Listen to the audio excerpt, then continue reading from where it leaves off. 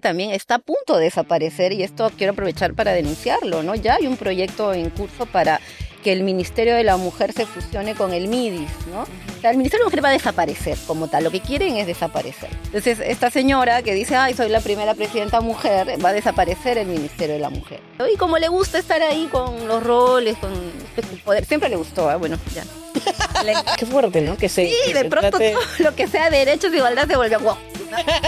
Roma ama la traición pero odia a los traidores, ¿no? Entonces yo creo que todos los que la pusieron ahí pues la van a abandonar, ¿no? Y de Aníbal Torres, ¿qué opinas? Porque sí fue un personaje bastante polémico. Tuvo opiniones bien jaladas de los pelos, hablando de Hitler. O sea. La izquierda hará su balance, ¿no? Pero tuvo una pésima lectura del contexto. Porque los que nunca se pelean son los de derecha. No, ellos estaban más unidos que nunca. Doctorado, claro. Todos hablaban del plan de los 100 días y yo tenía que estar hablando de esta situación. Es cierto.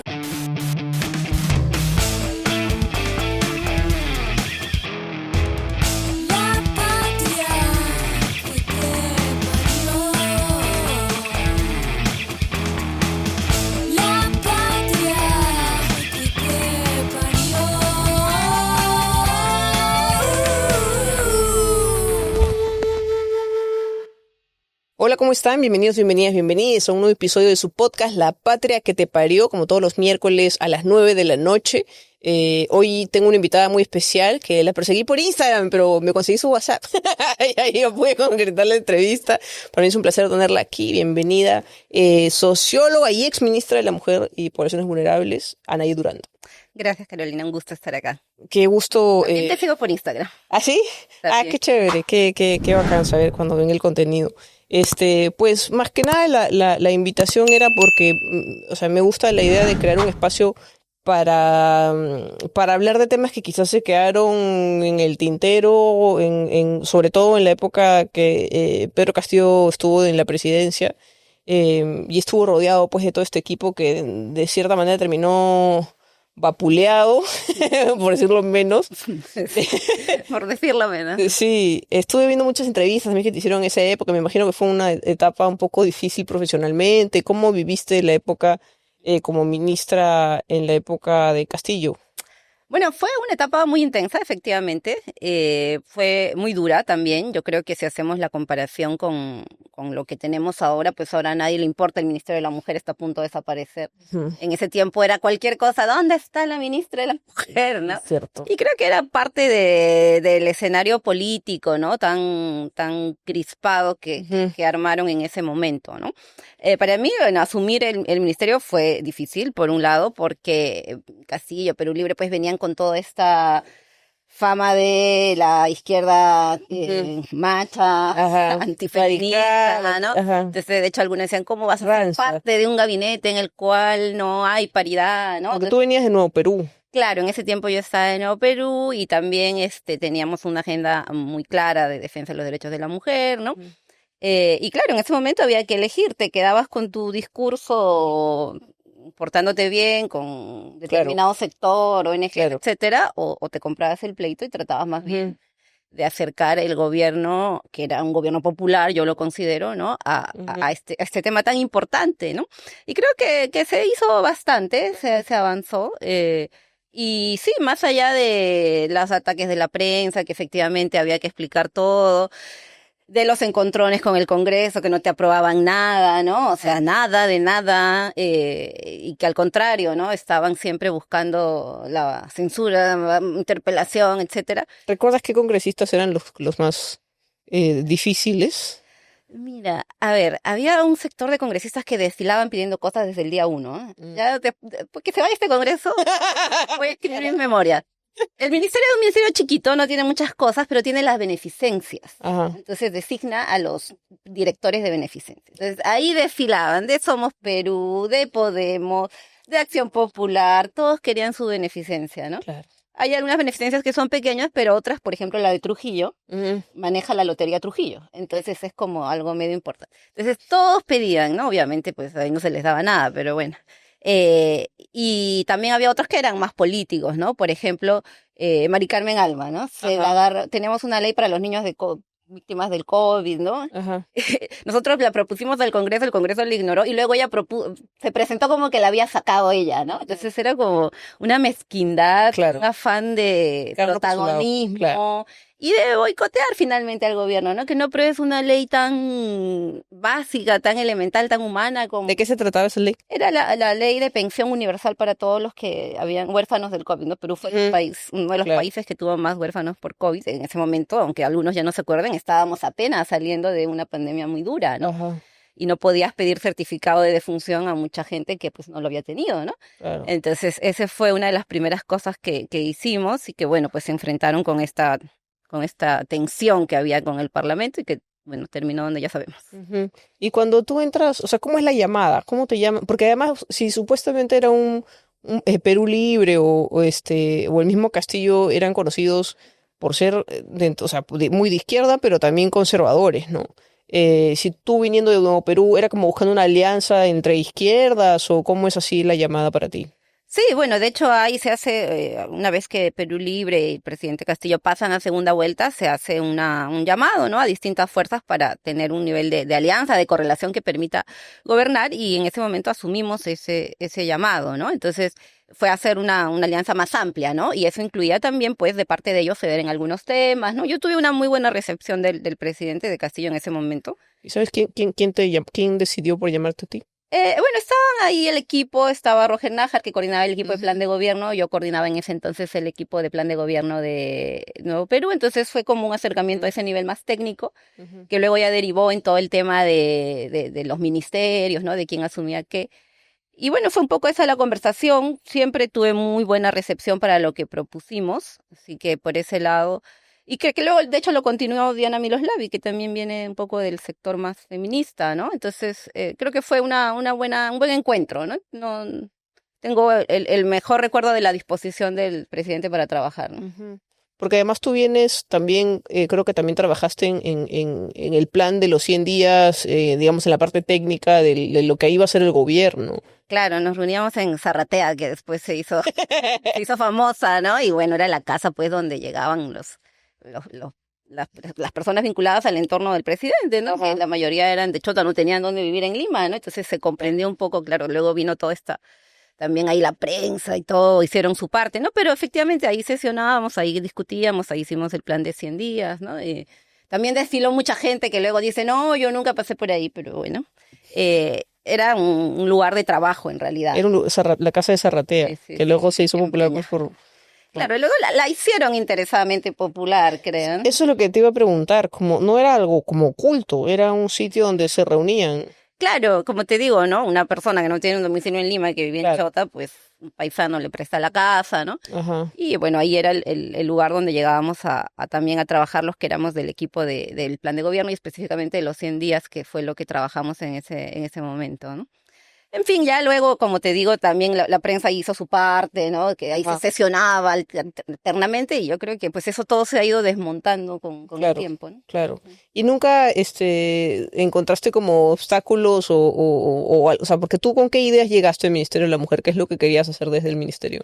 Mira, ahí el encargo fue bien claro y eso sí es algo que dijo Castillo, ¿no? Hay que trabajar por las mujeres más pobres. Ajá. Hagamos algo para las mujeres más pobres. Él tenía esta idea de cómo, porque él viene del mundo emprendedor, es agricultor, pero también vendía sus productos, ¿no? Me dice, Ajá. hagamos algo para las mujeres más pobres y específicamente algo que les permita pues también ser empresarias, emprendedoras, porque el Ministerio de la Mujer en realidad no hace eso, ¿no? Yo me di cuenta que era algo muy, muy burocrático, administrativo, ¿no? Entonces le pusimos como el foco a eso, ¿no? Cómo acercarnos a las mujeres de los sectores más populares, como además poder trabajar con ellas, y creo que eso es algo que se debería hacer pues, siempre, ¿no? O sea, no, la igualdad empieza por donde hay mayor desigualdad, Claro. ¿no? Y también sacar un poco del tema solamente de violencia cuando la violencia ya ocurrió, ¿no? De llegar siempre tarde. Entonces nos enfocamos sobre todo eso al tema de la autonomía económica, la igualdad, el empoderamiento, el programa Mujer Emprendedora. Esa fue como un poco la línea que pusimos, que felizmente se continuó después, como digo, se puso en la política general de gobierno, y bueno, luego llegó Dina Boluarte y la tiró a la basura, ¿no? Pero, en fin, es otra historia. Pero, o sea, haces mucha referencia a Castillo. Eh, para ti, ¿cómo es como persona? O sea, ¿cómo es como, qué quiso? O sea, llegó con buenas intenciones, los veías como un buen tipo. Sí, sí, de hecho sí, yo creo que una persona del pueblo, yo no lo conocía antes de pasar a la presidencia, como digo, siempre me recibió muy bien, ¿no? Con las mejores expectativas también de aprender, me parece que era una persona muy sencilla, yo lo he ido a visitar a la cárcel también varias veces, como Mm, 3, 4 veces, creo que es una prisión injusta, sobre todo una prisión preventiva injusta. Y sí, yo creo que él tenía mucha expectativa, mucha intención, pero creo que sí, efectivamente, el nivel de cargamontón, de boicot, el nivel de armazón político que estaba ya ujú, enfocado a sacarlo, lo sobrepasó, ¿no? Y ujú, creo que ahí ya empieza también pues la falta de manejo, de aliados que lo abandonaron, etcétera, ujú. etcétera. Pero creo que él sí, yo lo considero una persona honesta, con buenas intenciones, del pueblo de abajo, ¿no? Que se ha hecho en la lucha, digamos. Ujú. Y ahora que, o sea, que lo ha sido, ¿se le puede ir a visitar a Castillo? No, hay que hacer una lista. Bueno, el INPE ahí tiene Ajá. ciertas restricciones, ¿no? Entonces Ujú. tiene que obtener el visto bueno de las autoridades, la familia. Entonces tiene ¿Y una tú lista. cómo le empezaste a visitar? O sea, Yo lo fui a visitar a las 2 semanas del 7 de diciembre. ujú. Esa fue la primera vez que fui. Logré que me anotaran en la lista y bueno, conversamos, ¿no? También en medio de las protestas, cómo veía él esta situación, ¿no? El tema del mensaje, ¿no? Él siempre Ajá. fue muy claro en que él había dado este mensaje para cumplir lo que le pedía en ese momento la gente, en un escenario que ya estaba bastante amañado, digamos, ¿no? El Claro. Congreso ya había hecho su parte para que fuera imposible cerrar justamente el Congreso de forma legal. Entonces ahí empecé a ir y como digo, habré ido unas 3, 4 veces siempre a conversar, a escucharlo, le llevé mi libro que hice, Estallido en los Andes, sobre las protestas, Ujú. le llevé el libro de Velasco que hemos sacado hace poquito con La Línea y que está en venta. Aprovecho en las plataformas de La Línea. Y sí, creo que es un personaje además muy querido por lo genuino que es, ¿no? Siempre que he ido he visto gente afuera, Ah, esperando, sí. sí, con sus pancartas, ¿no? Como que Ah, ya. sí, hay un cariño importante todavía, ¿no? ¿Y qué piensas ahorita del juicio que acaba de empezar? Mira, en la mañana estuve ahí también, fuimos un grupo de compañeros, ¿no? De colegas. Yo creo que lamentablemente es un juicio muy politizado, ya es Ujú. muy político, ¿no? De hecho, eso hablábamos también con algunos abogados. Para empezar, una de las juezas de la sala ya dijo, fue de las que propuso las que aprobó la prisión preventiva. Entonces ella ya adelantó opinión que debe estar en la cárcel, ¿no? Claro. Entonces me dice, nunca se ha visto eso, que alguien que ya adelantó una opinión esté en el colegiado. Y en general, ¿no? Yo creo que sí hay un ánimo muy condenatorio, ¿no? Incluso la figura misma de rebelión es muy forzada. Y que bueno, se inscribe en este momento de crisis tan generalizada de todos los poderes del Estado que tenemos, ¿no? Yo dudo que haya una sentencia justa por lo que hemos ido viendo. Bueno, y vamos a ver, ¿no? Hoy día el mismo Castillo lo dijo, ¿no? Que él no iba a seguir en un juicio en el cual ya casi todo el colegiado había adelantado opinión, ¿no? Claro, claro. Y bueno, no había una garantía de debido proceso, ¿no? ¿Tú sientes que hay como un trato diferenciado hacia las personas que son de izquierda? Mira, no sé si de izquierda, yo no lo veo en términos ideológicos, ¿no? Ajá. Porque incluso el mismo Castillo, yo no te diría él es un izquierdista, porque, Claro. como dice Cerrón, ¿no? Yo veo más bien aquí una animadversión con aquellos que uno vienen del campo popular, del pueblo de abajo, porque eso sí, de todas maneras, Sí. Castillo viene de abajo, y que de alguna manera amenazan los intereses, pues, de estos grupos que ya llevan 30 años gobernando, ¿no? Y eso sí creo que ha quedado claro, ¿no? Yo creo que si Castillo hubiera sido Toledo, o sea, alguien que viene pues de abajo también como Toledo, todo, pero muy amoldado a los Sí. intereses del empresariado, ¿no? Sí. Pues hubiera sido distinto. O Humala, ¿no? No fue Claro. el caso. Además, con todo el componente de racismo, de clasismo que ya traía de por sí Ujú. su sola presencia en el escenario político, ¿no? Claro. Entonces sí, yo creo que hay una animadversión, como te digo, no necesariamente ideológica, también se cruza lo ideológico, pero sí hacia quienes pues vienen del pueblo, de abajo, amenazan los intereses de la élite y este orden tan estamental y tradicional que tenemos en el país, ¿no? Donde cada quien debe saber cuál es su lugar, ¿no? Claro. Y el lugar de alguien de Chota, no puede ser Palacio, pues, ¿no? Ujú. Porque de cierta forma tú también lo viviste, pues, ¿no? Porque cuando estuviste de ministra, como estas ganas de escarbar en qué cosas pueden hacer para perjudicarte, porque justamente estuve viendo entrevistas y algo con lo que te buscaban, digamos, mellar en tu reputación, era con una relación que tú has tenido hace años con una persona que pues terminó siendo MRTista. Claro, eso fue apenas yo entré al equipo de gobierno, ¿no? Ni siquiera cuando fui ministra. Y claro, en ese momento también Willax era muy activo, ahora no sé si existe o no existe, ¿no? Pero sí, claro, y además que es una cosa que encaja en esto que se llama acoso político a las mujeres, ¿no? Que a las mujeres siempre estás buscando, no por lo que ellas son, no atacarlas, sino por su pareja, su expareja. Sí. Claro, pero yo estuve viendo que tienes doctorado, claro. Todos hablaban del plan de los 100 días y yo tenía que estar hablando de esta situación. Es cierto. Porque efectivamente es parte del acoso político, de la violencia política que se ejerce contra las mujeres y por lo cual también muchas mujeres prefieren mantenerse fuera de la política, ¿no? Claro. Nosotros hicimos, por ejemplo, un encuentro de alcaldesas y muchos denunciaban eso, ¿no? Cómo tenían que enfrentar, cómo se escarbaba en su vida privada, por más fuera que estuviera de la vida política.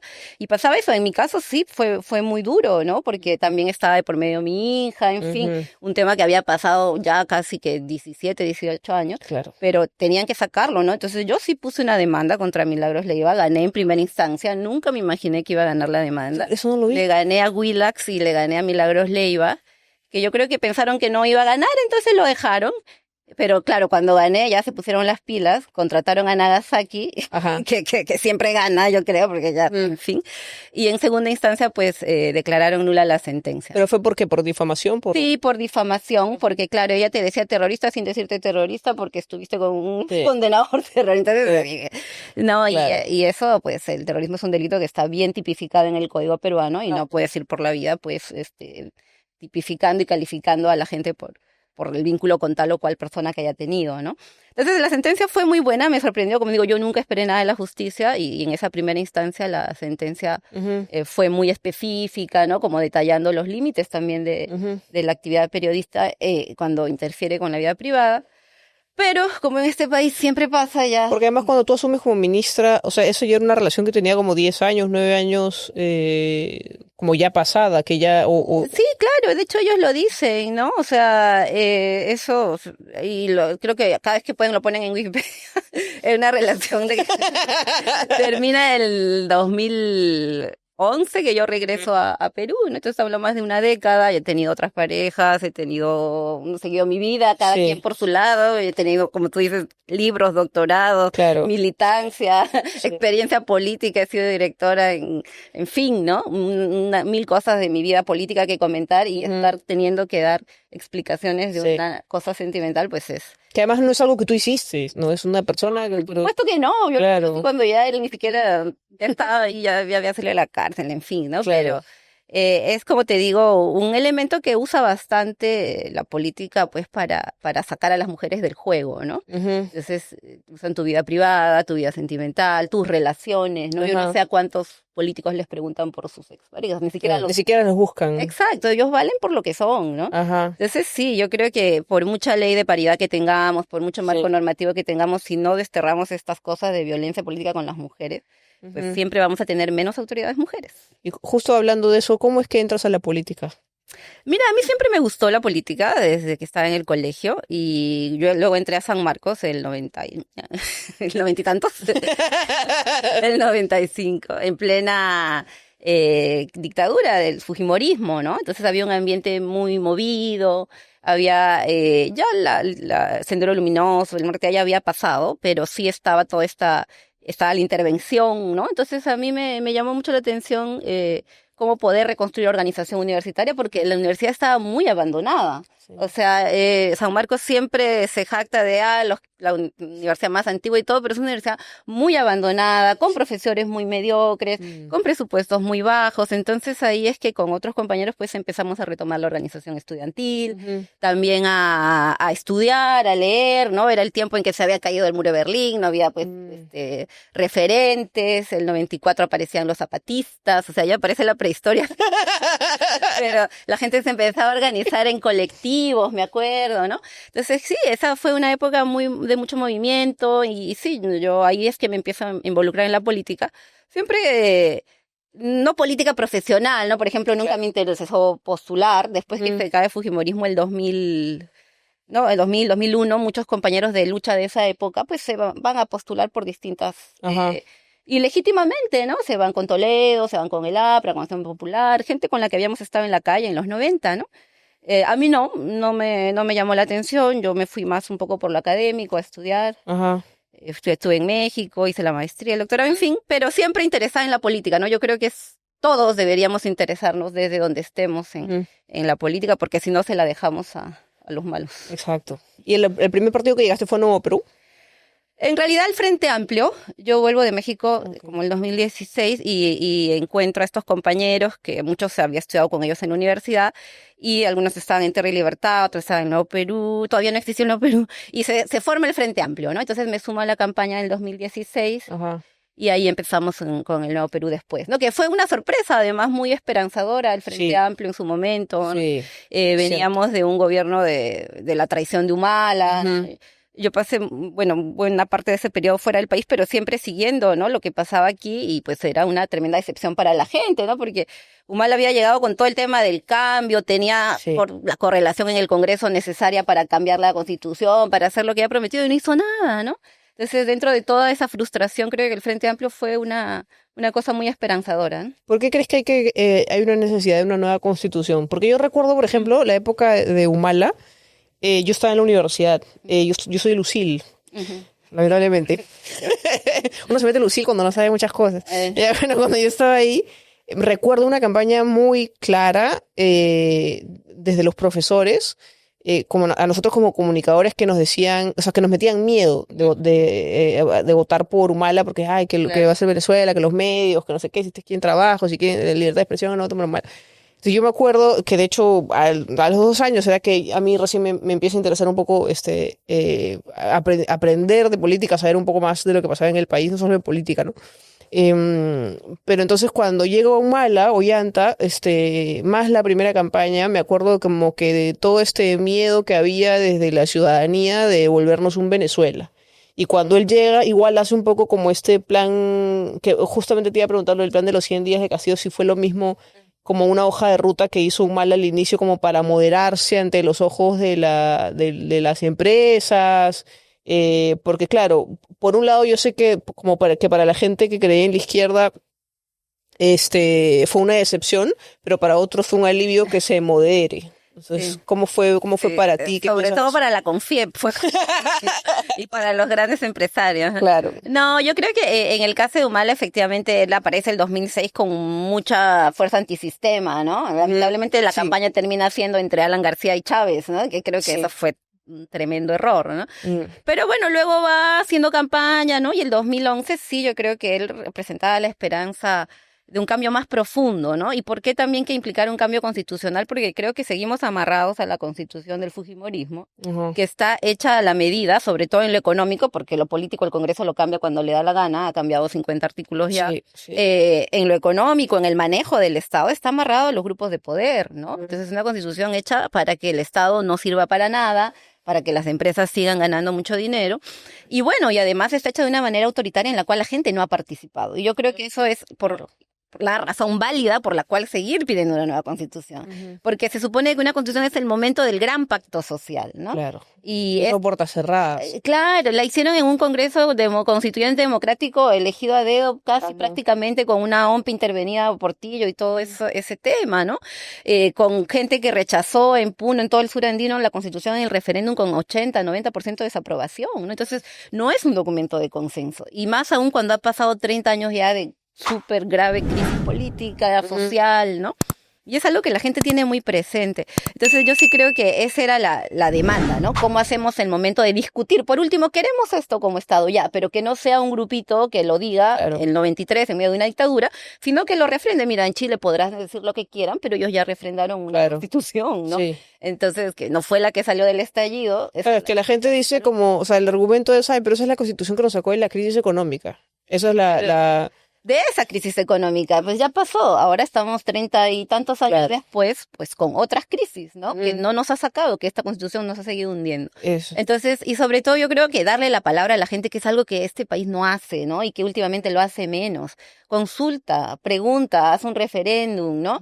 ¿Por qué ese miedo, ¿no? Que el Congreso sean los representantes no quiere decir que sean los únicos y absolutos representantes. O sea, hay formas de legitimar de darle más respaldo a tus propuestas si las consultas, ¿no? Y lo hacen distintos países, ¿no? Incluso el Ecuador de Noboa tuvo que consultar temas de seguridad, ¿no? Entonces, no es algo que necesariamente solo haga la izquierda, ¿no? O solo hagan determinados partidos. No, yo creo que si quieres tener un país donde la ciudadanía confíe más, involucre más, pues tienes que involucrarla, ¿no? Aquí al contrario, el Congreso lo hace todo a puertas cerradas. Si la gente sale a protestar, mete bala, ahora ya más que antes.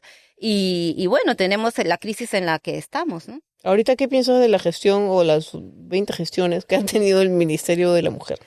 Mira, es muy terrible y es muy triste y es muy nefasto. La verdad, me da mucha bronca, ¿no? Porque no solo es que es una gestión pésima, sino que también está a punto de desaparecer, y esto quiero aprovechar para denunciarlo, ¿no? Ya hay un proyecto en curso para que el Ministerio de la Mujer se fusione con el MIDIS, ¿no? O sea, el Ministerio de la Mujer va a desaparecer como tal. Lo que quieren es desaparecerlo. Entonces, esta señora que dice, ay, soy la primera presidenta mujer, va a desaparecer el Ministerio de la Mujer. ¿Cuál crees que son los intereses desde el gobierno para hacer eso? Ella hace lo que le dictan las bancadas del Congreso, ¿no? Es una títere total, ¿no? No tiene ningún margen de maniobra, está ahí pues haciendo, y como le gusta estar ahí con los roles, con el poder, siempre le gustó, bueno, ya. Le encantaba, desde el comienzo le encantaba, ¿no? ¿La has conocido de antes? ¿La trataste? La conocí en la segunda vuelta, ¿no? Ella estaba ahí, también quería hacer su propio equipo, convocó a alguna gente, pero nadie le dio como mucha bola. Sesionaba en el Club Apurímac, y sí, bueno, tenía ese afán de figuración, ¿no? Si no la ponían al lado del presidente, ella se molestaba, ¿no? Porque te ordenan ahí, Cancillería te ordena de acuerdo a la antigüedad del ministerio, ¿no? Okay. O sea, siempre Cancillería va junto, Defensa, Economía, los ministerios más antiguos van más cerca al presidente. Y ella era MIDIS, pues, o sea, uno de los más nuevos, la mandaban atrás. Y decía, no, yo soy la vicepresidenta, tengo que ir al lado, ¿no? Y movía cielo y tierra y hacía la pataleta si no la ponían donde era su lugar, ¿no? Entonces sí, era un personaje. ¿Y alguna vez tuviste que tratar con ella por algo? Sí, bueno, teníamos una interacción, ¿no? De hecho, cuando ella viajó me encargó un par de veces su ministerio. O sea, sí, había desconfianza. De hecho, yo lo he contado, en 2 sesiones del Consejo de Ministros le increparon, ¿no? Una le increpó Guido Bellido si estaba conspirando, estaba complotando. Ah. Porque había esta desconfianza, ¿no? Siempre, ella no venía de un círculo cercano al presidente, ella venía de un círculo cercano a Cerrón, y también se había peleado con Cerrón, entonces claro, había esta desconfianza. Bueno, ella lloró, pataleó, dijo que jamás iba a traicionar, pues. Y en una siguiente ocasión la increpó Betsy Chávez, y yo creo que de ahí la odió también para siempre, y Betsy dijo que iba a proponer una ley para que si se vacara al presidente hubiera muerte cruzada, ¿no? De inmediato también se cerrara el Congreso. Y ahí ella como que la aludió, y Dina saltó, dijo no estamos para ver eso ahora. Entonces como que ya... Claro. Y ahí se iban viendo las cosas, ¿no? Pero sí, es lamentable. Y volviendo al Ministerio de la Mujer, yo creo que ella obedece lo que le dicen estas bancadas reaccionarias que la manejan, ¿no? Y ven el Ministerio de la Mujer como algo que no hace nada, no tiene importancia, es un tema woke como ahora está de moda, ¿no? Y cuando, claro, lo has reducido a su mínima expresión, le has quitado funciones, es un ente bastante... Un tema woke, qué fuerte, ¿no? Sí, de pronto todo lo que sea derechos e igualdad se vuelve woke, ¿no? Claro. Es tremendo, ¿no? Porque en el caso de Perú, la desigualdad sigue afectando más a las mujeres. Sí. Entonces yo estoy de acuerdo, hagamos una reestructuración del Ministerio de la Mujer. De hecho, lo propusimos reestructurar el programa Aurora, que tiene 25 años y no reduce las cifras de violencia contra la mujer. Porque ya es un programa anquilosado, porque llega siempre tarde, porque no estamos poniendo énfasis en lo preventivo, en la parte económica. La violencia afecta más a las mujeres más pobres. Entonces, si empoderas a las mujeres, le das autonomía económica, pues va a repercutir en su manejo después en su vida familiar, etcétera, ¿no? Pero en vez de eso, lo desapareces de un plumazo, lo mandas como una dirección más del MIDIS, con otro enfoque. El MIDIS no está viendo igualdad de las mujeres, está viendo pobres, ¿no? Tiene un sistema de focalización que cuenta pobres, en fin, ¿no? Entonces es muy nefasto. Yo creo que es un daño que se está haciendo a la igualdad de las mujeres en el Perú. Y además, a un año de las elecciones, o sea, qué apuro, deja que esto lo haga un gobierno legítimo, elegido de las urnas de verdad, no con trampita como la han puesto a ella, ¿no? Claro. Entonces, sí, yo creo que esto espero que el 8 de marzo sea un momento justamente para también levantar la voz sobre el tema, ¿no? ¿Y qué crees desde tu punto de vista, de lo que podría pasar con Dina Boluarte cuando termine este periodo?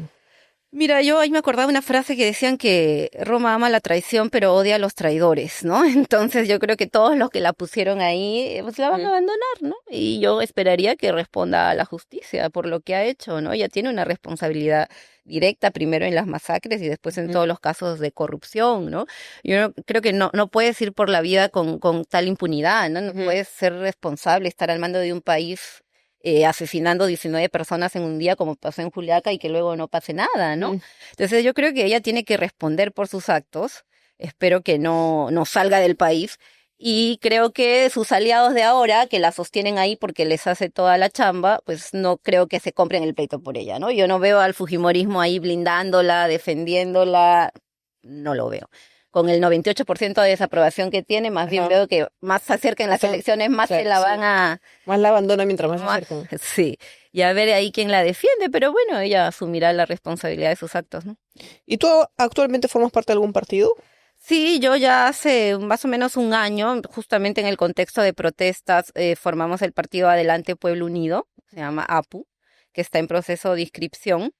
Hay compañeros sobre todo también del sur, ¿no? Está también el doctor Aníbal Torres, ¿no? Como que tratamos de reivindicar un poco lo que fue la propuesta de gobierno popular que trabajamos con Castillo y recoger también ese ánimo de refundación que trajeron las protestas, ¿no? Tenemos ahí buenos compañeros en Puno, la secretaria de Mujeres, una de las mujeres aymaras que llegó en las protestas, también en Apurímac, en fin, creo que hemos hecho un grupo muy, muy potente.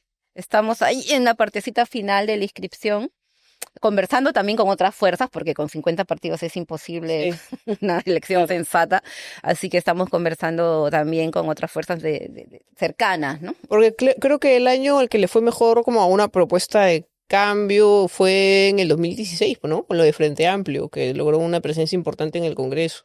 Sí, yo creo que la gente premia mucho la unidad, ¿no? Y es necesaria, ¿no? Entonces... Y justamente por eso también trabajan tanto en dividir, ¿no? En buscar ahí, enfrentar al pueblo.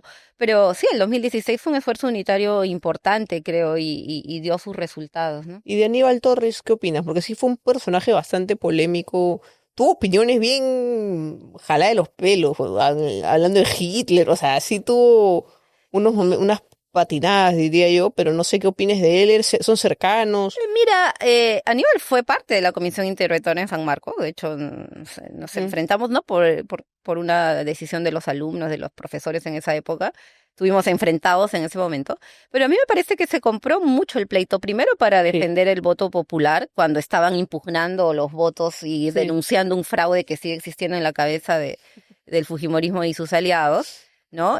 Aníbal se compró el pleito y llevó adelante toda la defensa del voto, porque eran casi 800.000 votos indígenas, rurales, de ahí era de donde los impugnaban, y la gente venía y decía, ese es mi voto, y decía, no es tu voto, o sea. Claro.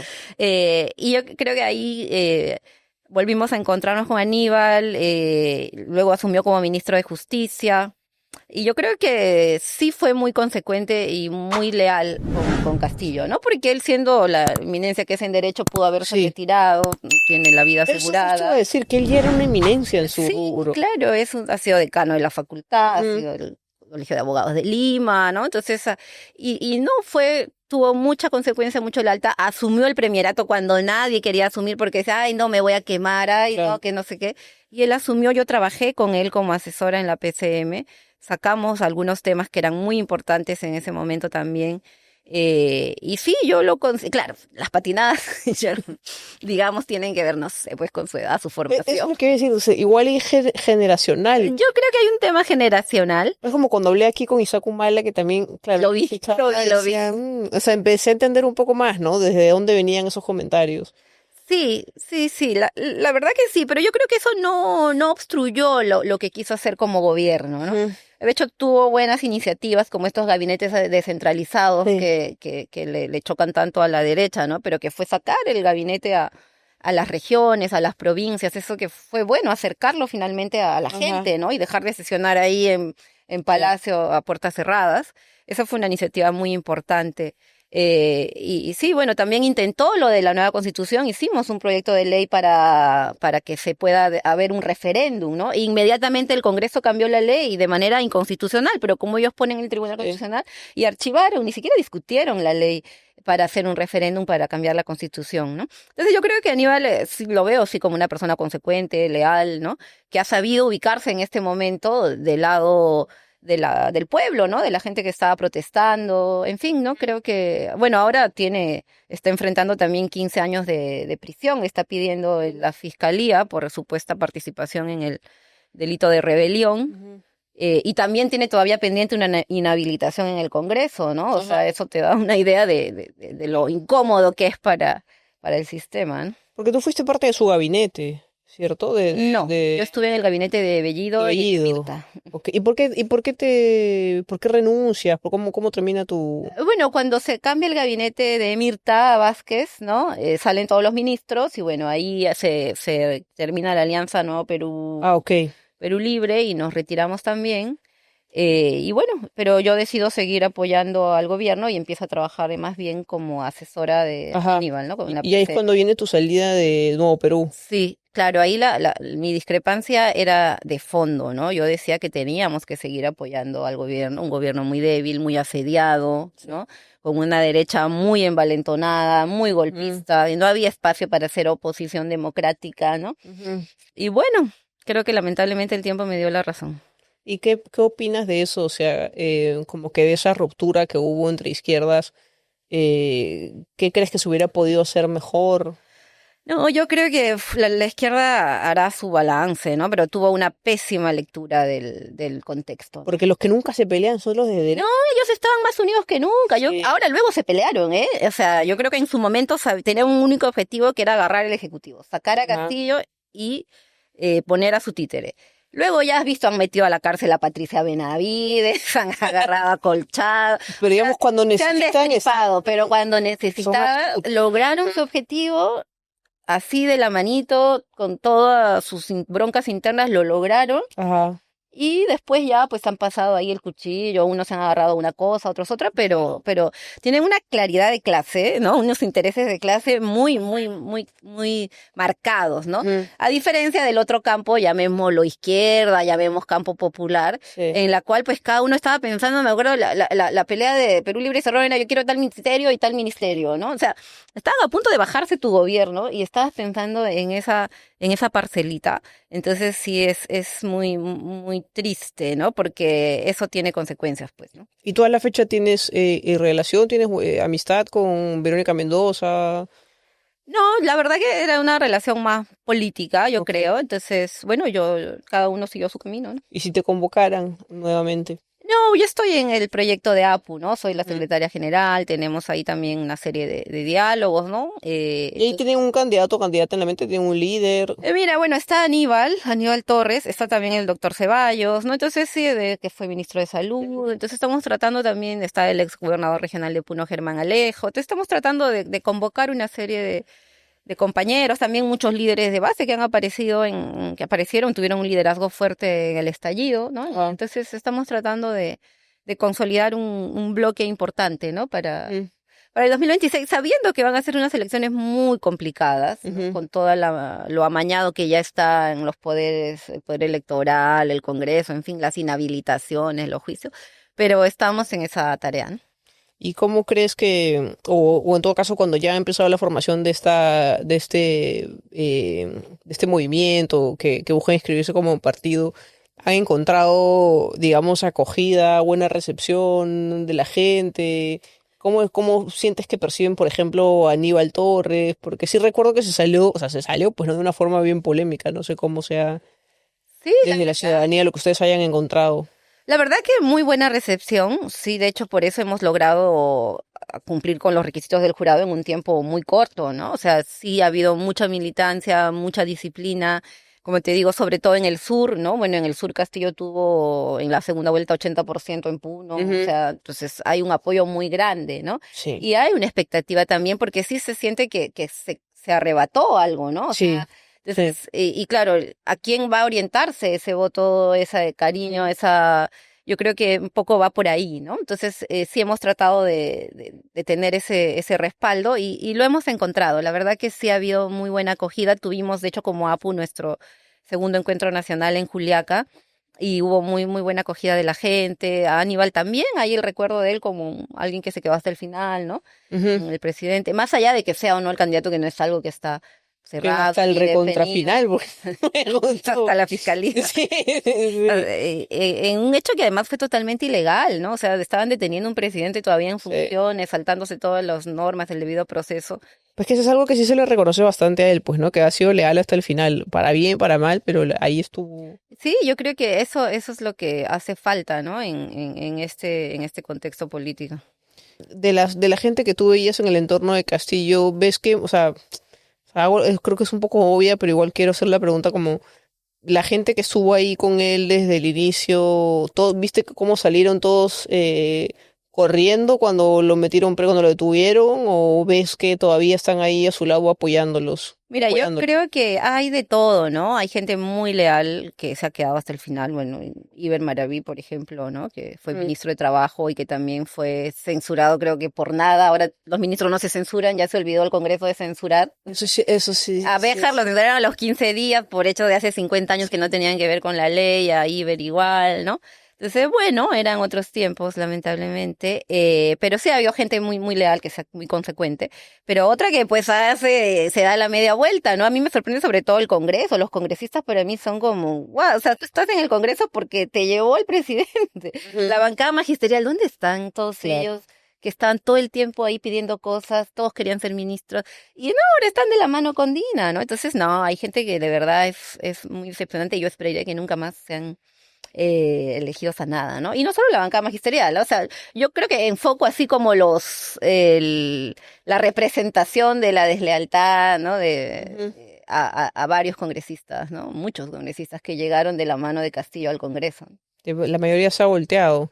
¿Y cuál es tu lectura de lo que podría pasar en unas próximas elecciones? Porque, o sea, podría pasar ¿crees que puede pasar lo que pasó en Argentina, que de pronto salió Mm. el otro extremo? ¿O crees que la gente igual, porque al final, pues el voto de la mayoría en el Perú no es de la gente pudiente, o clase mediera siquiera, no lo sé. ¿Qué es lo que crees tú que pueda suceder? Yo creo que va a ser un escenario, y ya eso no hay que ser adivino, muy difícil, ¿no? Con 50 partidos, pues el que tiene 12% pasa a segunda vuelta, ¿no? O sea, Keiko pasó a segunda vuelta con 13%, ¿no? La gente se burla, el Panetón Totus, no, pero en un contexto tan Claro, claro. le gana al Panetón, le puede ganar, ¿no? O López Aliaga, ¿no? Ellos estuvieron así, o sea, Keiko Sí, pasó a con muy segunda poquito. vuelta con 13%. Claro. Y ahora en la encuesta que sacó Ipsos mantiene su 12%. O sea, en un escenario de tanta Un fragmentación. fujimorismo duro, pues, ¿no? Exacto, Ah, gana el que tiene ese voto duro. sí, ¿Quién podría tener ese voto duro? El surandino, digamos, ¿no? sí. Que puso al Frente Amplio al 20%, que puso... Ajá. Pero ¿quién es el candidato de ese sector? Entonces Ujú. es ahí creo donde está la cuestión, ¿no? Muchos decían, no, es Antauro, pero Eso es lo que te iba a Antauro, preguntar, ¿qué mensaje de yo Antauro? creo que Antauro ya es un personaje que tuvo su momento, Sí, ¿no? ¿no? O Eso sea, también ya pienso yo. se puso de perfil en las protestas. Yo estuve en Ajá. la Plaza San Martín cuando la gente le tiró lo que tenía a la mano, porque se puso a decir, Dina, ya aceptemos la presidenta. No, yo creo que si se Ahí hubiera terminó de puesto, perder, ¿no? sí, si se hubiera puesto al frente de la protesta, yo creo que la hacía, ¿no? Porque Por ahorita sería pues el rostro de el la lucha contra el descontento, sistema. claro, de la lucha contra el sistema y Dina como la peor representación de ese Claro. sistema, ¿no? Pero bueno, tuvo otra lectura, su esposa salió, y toda la gente, fue todo un caos. Entonces, no, yo creo que van a ser elecciones difíciles y yo creo que nuevamente, ¿no? Si seguimos eligiendo pensando que solo con un cambio de autoridades se va a arreglar la situación, no se va a arreglar. Entonces, sí necesitamos ahí un cambio más de fondo y para mí eso pasa, insisto, en un nuevo pacto social, ¿no? Una nueva constitución, un nuevo momento de gran debate ciudadano. ¿No? Porque no, eso es lo que nos impide, un gran debate ciudadano en el cual digamos qué tipo de Estado queremos, qué tipo de economía queremos, ¿no? Y no solo sean un congreso que, además los congresistas llegan al congreso, y lo he visto con amigas mías, y se olvidan de todo, o sea, son como otro nivel en la humanidad, ¿no? Un título de nobleza, no sé, ¿no? Algo tiene que de pronto se pone... Yo trabajé un año en el congreso y dije, nunca más. O sea, hay un ambiente que tiene que cambiar radicalmente, ¿no? Es muy anquilosado, muy señorial. Sí, eso también me comentaba Mirta Vázquez, que no se terminaba de acostumbrar a este trato como de señores feudales. Sí, el congresista tienes que hacerle así que pase, sí, ¿no? Sí. Y les gusta, ¿no? Entonces, claro, ¿cómo remueves eso? Claro. Tienes que removerlo con más poder popular, ¿no? Y eso viene con... Los alejan más de la gente también, pues, ¿no? Desde el trato que se les da. Sí, mira, yo he podido viajar en algunos países y tú en México tienes, creo que un congresista con 3 o 4 personas que de apoyo, ¿no? La secretaria, 2 asesores, asistentes. Acá cada uno tiene como 20 personas, un séquito, ¿no? Entonces se ha vuelto ya casi un hiperministerio. Y en realidad ahorita ya somos un régimen parlamentarista. O sea, a Castillo le quitaron todos los poderes y eso sigue así. O sea, si ganamos un presidente y no tiene mayoría, pues a los 2 o 3 meses le van a hacer una vacancia si no le gusta la mayoría. Entonces, eso es algo que también se tiene que tomar en cuenta, ¿no? Esto del voto cruzado y todo eso, pues ya no tiene sentido. Como varias cosas por reformar, ¿no? Por actualizar. Con APU, ¿cuáles son las propuestas que han planteado como movimiento? Mira, nosotros estamos en pleno proceso de construcción justamente de un plan para refundar el Perú, o sea, que vaya bien abajo y que vaya desde abajo también con la gente que hay en las regiones, en las provincias, que creo que fue un poco algo que no se tuvo en el caso de Castillo, ¿no? De llegar con mucho más cuadros, con mucha más preparación, y que tiene que ver con un proyecto de nación, ¿no? Para mí, antes que izquierda, derecha, centro, como siempre lo quiere presentar un poco la prensa, hay un tema de fondo mucho más previo en el caso peruano, y es el tema del proyecto de nación peruana que quieres tener, ¿no?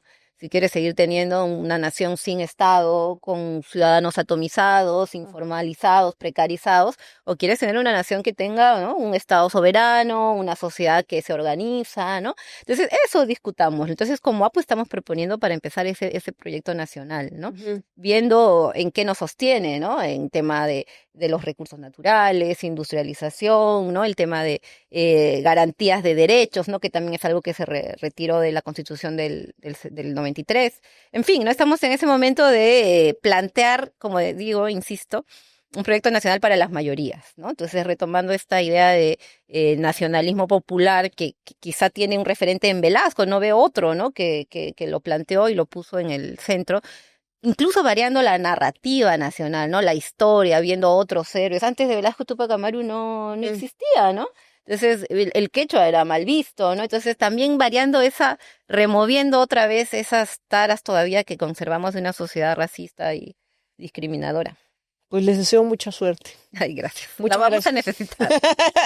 Muchas gracias por darte el espacio. Qué chévere ha sido conocerte y escuchar también sobre tu experiencia en la política. Qué miedo entrar a la política, ¿no? A veces dicen que la gente debería animarse a participar, pero ¿tú no sientes miedo de volver? O sea, yo veo a Salvador Solar ahorita de pronto arrepintiéndose, a ver, participar. Miedo, no, porque me gusta. La verdad, cuando te pica el bichito, claro, estás ahí, ¿no? Sí. Me gusta, no lo voy a negar.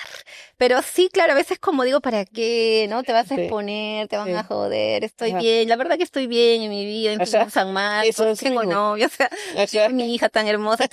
¿Para qué, no? Claro. Y yo creo que muchas mujeres hacen también esa evaluación y su respuesta es no, me quedo, ¿no? Mejor no, ¿no? Pero no, hay que hacerlo, yo sí insisto, ¿no? Anímense, métanse, hay mucho que hacer, también ahí hay satisfacciones, hay una posibilidad de trabajo colectivo que tiene sus frutos. Entonces, yo sí creo que no me arrepiento, voy a seguir ahí y ojalá que seamos muchas más mujeres en todos los espacios de poder de este país. Ojalá. Pues muchas gracias otra vez. Gracias a toda la gente que se conecta a ver el podcast todos los miércoles a las 9, recuerden. Los martes y jueves estamos a las 8 con el noticidio, dando las noticias con un poco de como para que sea más llevadero, con humor, con Luis Melgar y Camila Medina, ya saben, martes y jueves a las 8. Muchas gracias por conectarse. No olviden suscribirse, activar la campanita, todas esas cosas. En la descripción del video está la info para que sepan las 1000 maneras que hay de apoyar el proyecto. Muchas gracias otra vez. Nos vemos en un próximo episodio. Chao, chao. Gracias.